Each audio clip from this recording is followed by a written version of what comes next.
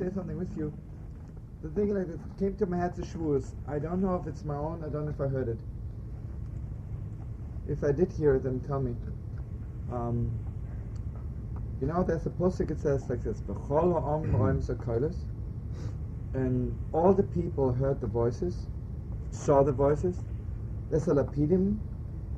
They saw the voices. They saw the fire. Those, how would you say lapidim in English? It wasn't fire, just like fire coming out. Brimstone?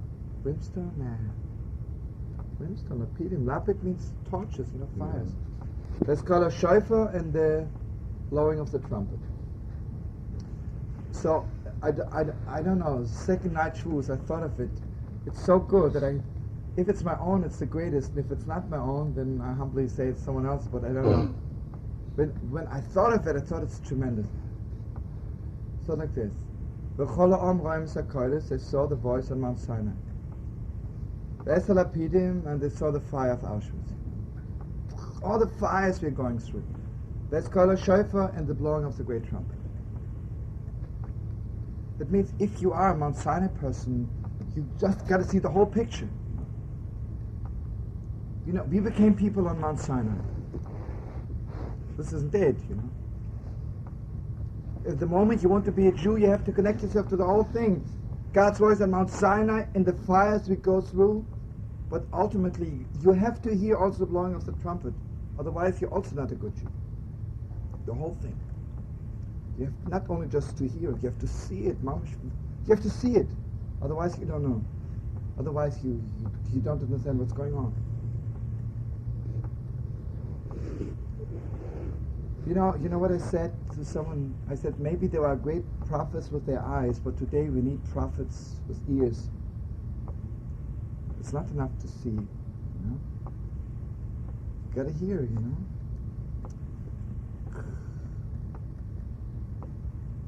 You see, on Mount Sinai we were prophets on voices also, you know, not only on whatever's visual, we were prophets on voices, you know. It means we had prophetic eyes and prophetic ears. Gotta be something. Let's put it this way, you know, I say sad things. I see a lot of holy Jews are plugged in to hear God's voice on Mount Sinai, but they're absolutely not plugged in to hear the blowing of the great trumpet. Then you see today, sadly enough, a lot of kids walking around colleges who are plugged in hearing the great trumpet.